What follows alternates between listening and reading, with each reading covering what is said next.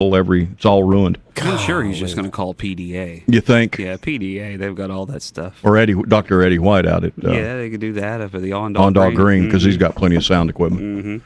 Actually, I was reading this morning. They said they were able to save some of the stuff from the Grand Ole Opry House because last week there was a lot of concern that most of the memorabilia had been destroyed with the water. It was about 2 feet over the stage.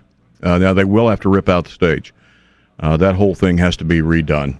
You think they'll take another piece from the Ryman that will replace that circle? Or? They said that circle is okay. Wow. They said that 2 foot or 3 foot circle that they cut out from the original floor was in good shape. That's a miracle. And it could be used. I think it's a miracle. Don't you? I do. It's God's hand right there. It says it's in remarkably good condition. That's because that was real wood back then. Well, you might be right. Instead of that fake wood they use now. You might be right. But that yellow fella get the contract and replace that whole stage. What do you think? He probably will. We'll have the Sons of the Pioneers or whatever out there helping him out. But they said they will be. They were able to save some of the stuff. They didn't say what stuff was destroyed, but they said they were able, as the water was rising, they were hauling stuff as much as they could to other levels to try to save some of it. So everything wasn't completely destroyed. I was looking at some of the pictures on the Opry website, and I was clicking through the different parts of the Opry website. I'm amazed at the number of current country artists that are not members of the Grand Ole Opry. And I guess it's because of the strict rules they have about how much you have to perform there. I think that's it. Is how willing you are to be there on a weekly basis, because you've got a lot of people who are absolutely nobody, brand new artists who have no hits, who are nothing, that get invited to join the Grand Ole Opry, and they do, and then they're in town able to play, on a regular basis. Right. Brad Paisley, he may be. I don't know. I think he's a member, but there was one, maybe Trace Adkins, that I thought, wow, as long as he's been doing this, he's not a member of the Grand Ole Opry. Well, and he lives in Texas, and so he's not around to be on the show on a weekly basis, because that's part of the deal. Is if you're going to be a member, you got to play.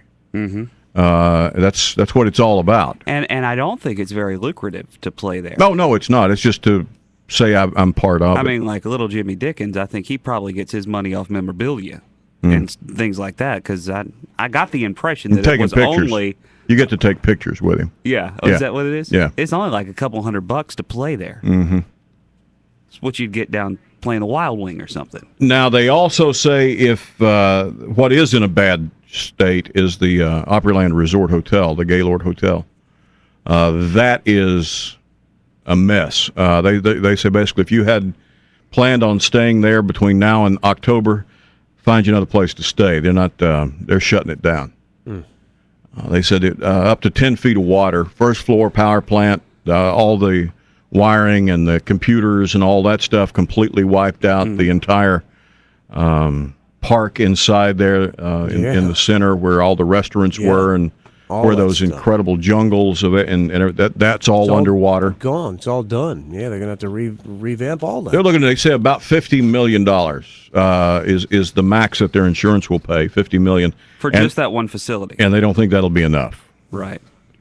And then the Opry Mills shopping center, that gigantic monster where the park mall used to be, right? Yeah, that was underwater as well. So it'll be interesting to see how, because if you walk in, that was one of those really nice malls. I mean, it had hardwood floors through the whole thing, and Gibson had their banjo division there. I mean, you could actually stand there and watch these people build and play and tweak, and the mandolins and all. That whole thing's underwater. So it's I don't know how quickly they'll get that open either. So the flooding, was it almost instant? Like at the Opry, you said they had at least some time to move some things up higher, or? No, that whole thing is right on the bank of the Cumberland River. The Cumberland River snakes around that whole piece of property. So when it started coming up, it just came up. It wasn't like they saw it coming a day or two. It was like all of a sudden it was coming up. And it'll rise very quickly. I mean, it doesn't take long. Once you see it coming up into the building, it doesn't take long for it. Because you got to remember, all that rain came down in 2 days. Yeah. I mean, that whole thing happened on a weekend, and it just started to flood. And once you get that water in that room or in that area where the wires are and stuff like that, that's ruined. Then you got to get stuff that's higher off the water, off the ground, up even higher.